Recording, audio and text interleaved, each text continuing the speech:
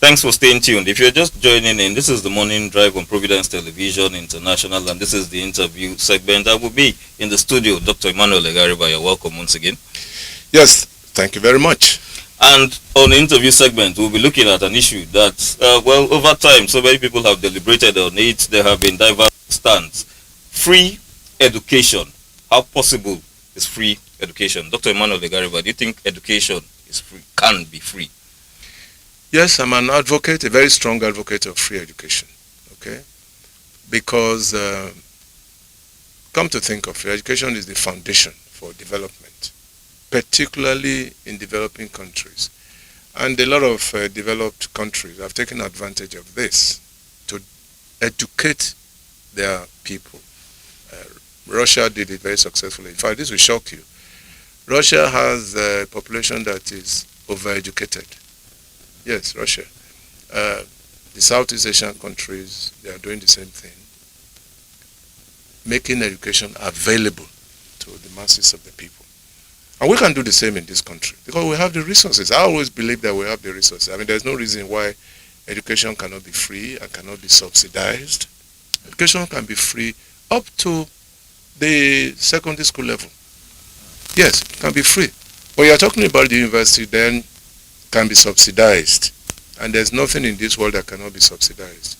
Transportation can be subsidized, housing can be subsidized, fuel can be subsidized, education can be subsidized.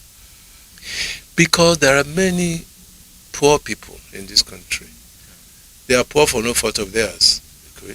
Because they have no welfare scheme as such for them, and they have to pay for their children to go to the universities. And I mean, rightly or wrongly, you'll find that the children from poor parents usually do very well when they get to the university. Okay?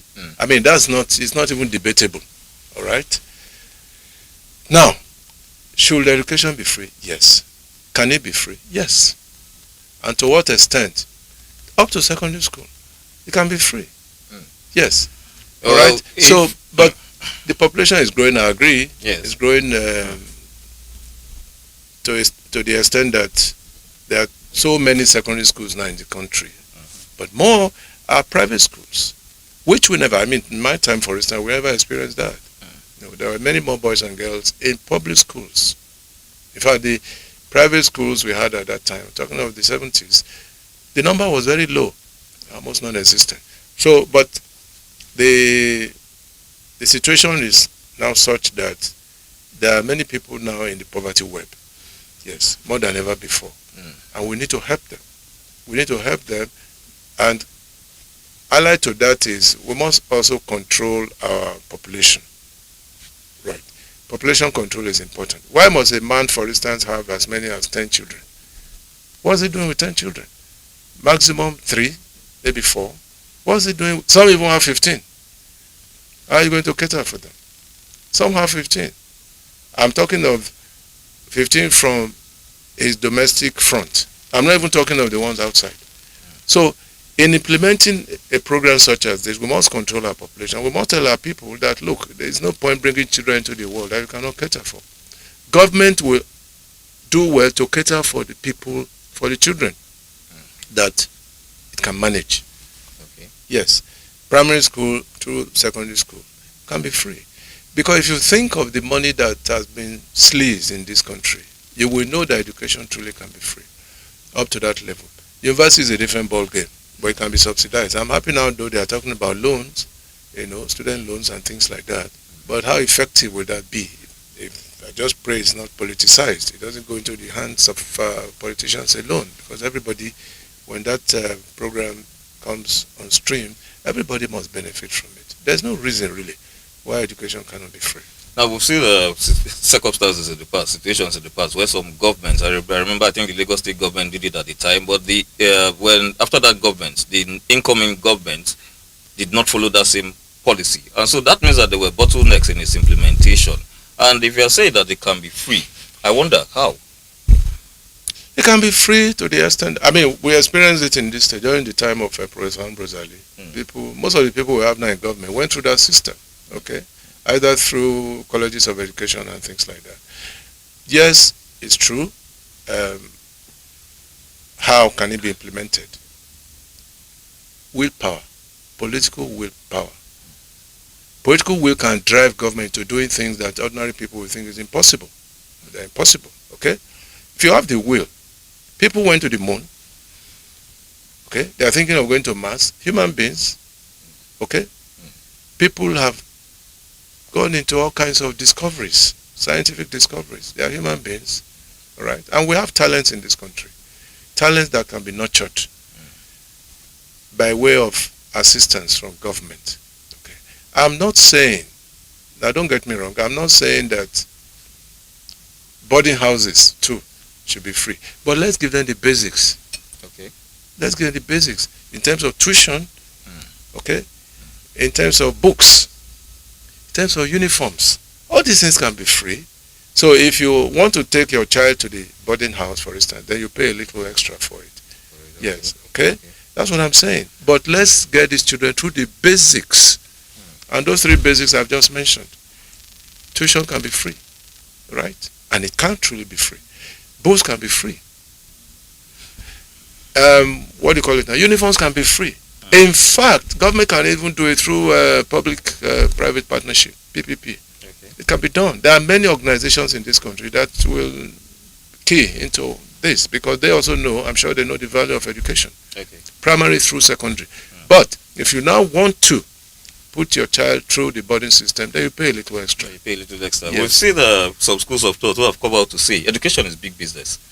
And so that it is a means of generating revenue for some states. And so by the time you're now saying it is free, how do they generate the monies to pay their tutors? Do you teach people how to steal money? You don't teach them how to steal money. And when this kind of question amazes me, because look at the level of commitment we have to education. In our budgets, it's very minimal. Okay? Whereas education by United Nations standards should take the front burner. And a lot of leaders around the world have said it very clearly. Mandela used to say that to develop a country, you must develop its educational system. Okay? Look at what Awolowo did in the Western region, for instance. Free education in the Western region. Most of the professors we have now, 70-80% of them, the elderly ones, went through free education in the West. And that can be replicated now. All right? Can be replicated. The bright ones, yes, they can be given scholarship at the university level. Okay? I'm in support of that. Right? But, you see, the secondary school is the foundation. Really, whether you want to become a doctor, you want to become a lawyer, you want to become an engineer, it is the secondary school that determines that. And that's why I'm thinking that it must be made compulsory. You have career guidance and counseling at the secondary school level to really orientate our children towards what they want to be in readiness for national development. In China, it's even better because it's right from the primary school. You orientate them into national consciousness. So that's the way it should go. All right. There's no reason why government cannot put sufficient money into funding education. Okay. There's no reason. Okay. Yes. Looking at the standard of education, because we're talking free education, even if it must be free, the standards presently, how do you view it? Your standards as regards education, is it on the good side or on the bad side? Has it dropped actually, or has it increased over time? Yeah, but that will depend on the quality of teachers we have. That's exactly what I mean. Yeah, the quality of teachers. A lot of governments in this country have not paid attention to teacher education, which is key. I mean, you can't develop the potentials of this young one, the young ones, without the teachers. And it's worse. Like, I will tell you this. It's worse in the private schools. The secondary schools, the government institutions are doing far better. And you ask me why. In some private schools, you have people, schools out perhaps, who are teaching children, who are even teaching SS1, SS2. What do you expect from that kind of system? That's why they have these miracle centers all over the place. Yes, it has broken down almost irretrievably. But in most secondary schools managed by government, the least you can find is probably level 8. And most of them are graduates. Okay, so the standard is still higher. And there's no control, I think, in the private secondary school. Perhaps the big ones, the very big ones, and we know them. But there are pockets of others around the corners. And there is no... You go to some private secondary schools, just a block of 4 classrooms. And they even call it group of schools. Yes. That's the irony. They call it group of schools. When you have two sets of buildings, it has become a group of schools. It's so laughable. But it's a serious matter. Because what's the standard you are turning out from such facilities? Almost nil. That's why they go to Miracle Center, they buy all sorts of things, and they induce. And then you have a boy scoring A1 in 9 subjects, whereas he cannot justify what he has scored in school set. So it's a very serious problem. And you will find that government has paid lip service to this over time. All right. In my time, for instance, there were very few government secondary schools. Very few. I mean, Edo College was one of them. And I thank God that I went through that institution. We had everything. Government gave us everything. But we also had missionary schools that were doing well. ICC here was one of them, by the Catholic Church, Anglican Church. There were many, all right, all over the country. They were doing very, very well, alongside government institutions. And government must monitor these schools, okay, as it were. Monitors of both government and the private secondary school. They must be monitored very, very closely to be sure that the standards are not below what we expect. Okay? But we are deviating from the subject matter. The subject matter is, can it be free? Yes. I still believe that yes, it can be free. It can be free. Private individuals walking through the Old Boys Association. I mean, look at what Ekuba has done in Edo College. You will be shocked. Yes. Many schools should be encouraged to encourage their own students' associations. They are fixed in very high positions all over the country, most of the secondary schools. The big ones. Okay. Yes. In Edo State, for instance, you can count on Edo College, ICC, St. Patrick's, the one in Onwa, name of this school now. I can't remember. Would that be SCC? Or no, the SCC Roy, yes, one of them. Yeah. The one in Ora. Well, I remember in the one. Holy Trinity. Holy Trinity, okay. Savogida Ora, a great school, all right, but owned by the Anglicans. Okay, so the old boys, the old students' associations of this school can come together and develop the alma mater. That is what I advocate. They can contribute money to even pay, if need be, to pay for students who are downtrodden. But generally, I think that government must take the lead to be sure that no child is shortchanged by virtue of the fact that he's coming from a poor background. No, it shouldn't be shortchanged. Well, equal opportunity should be given to all, really, Because really, again, I keep talking about Edo College. Why? Because it was a standard. It was a standard when we were there in the 70s. The reason being that even when you were coming from a very rich background and the other boy was coming from a poor background, nobody cared. Immediately you entered the school, it became a leveler, all right? Yes, it became a leveler. Nobody cared about your background anymore, all right? So, and I think that's the kind of principle that must be brought to bear on our education at the moment. There are still some schools that have full boarding systems, all right? They should be made to pay just a token. Just a token. And government should do the rest. Yes. Well. Thank you so much, Dr. Egari. Well, for viewers out there, I know that, yes, we must not all agree. And so that means that there are individuals out there who have that divergent views. All you just simply need to do, you can go down to your YouTube and there just simply type in Providence Television International. And in the comment section, drop your comments because we always read. Once again, I say thanks for staying tuned, Dr. Gariba. Once again, thank you for coming on the program. Yes, you forgot that the last comments. Yes. Yeah, not on education now, but something that's coming upper Saturday. Yes. Right. The election in Edo. I keep talking about this because it's going to be a turning point, right?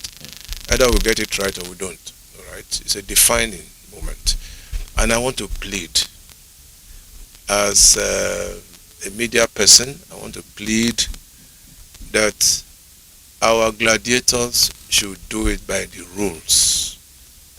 There is no point bringing in talks from neighboring states to come and disrupt the proceedings because it's the people's will that should count. I mean, what some people refer to as adult suffrage. Okay? So I imagine that the situation should be calm. There should be no rancor, no arson. I've repeatedly said this. There should be no thuggery. Why do we need talks? We need an election that we all can applaud at the end of the day. And the umpire should do his work properly. I'm talking about INEC. There should be no bias, all right? Because this election will affect the fortunes and the destiny of about 2.3 million people, or 3 million people in Edo State, right? So the gladiators, please control your foot soldiers. They must control their foot soldiers because those are the ones that cause mayhem, all right? Sometimes at the behest of their principals. So if I expect, quite frankly, and this is talking seriously, I expect that 2-3 days to the election, all the major combatants in this election, whether you are APC or PDP or RPP or whatever, come on television, come and address your people that they should maintain peace. If it comes from you, they will maintain peace. Oh, governorship candidate has said it, so they will toe the line. But if the candidate is the belligerent type, that wants to spoil for a fight, then the followers will also follow suit.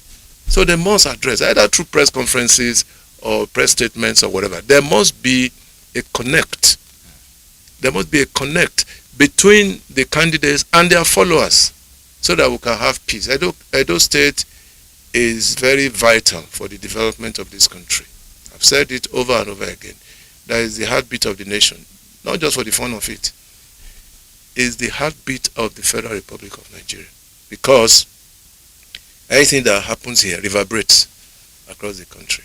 So please, it's an appeal from me as a media operator and also as a practicing broadcaster that we need to maintain peace. Let us have peace in Edo State during this election. It will be a hallmark for the other states. I suppose there are still some off-cycle elections coming. Ondo State is just at the corner. Yeah. So it will be a hallmark for other states that have off-cycle elections. Let Edo State be number one. We cannot be number one in Togri. Cannot afford to be number one in Asin. Right? Let us be number one in credible election. And the whole heavens will smile. All right. Thank you, Dr. Egariba. Well, you've heard it all. For the elections, the upcoming gubernatorial elections, by God's grace, we hope that it is going to be peaceful. But like what a friend of mine pointed out, we do not wait for God to do everything for us. If we want it to be peaceful, it has to come from myself and you. And on this note, I say thank you very, very much for staying with us on the program. Do not go away. Just stay tuned because we have so much lined up for your viewing pleasure.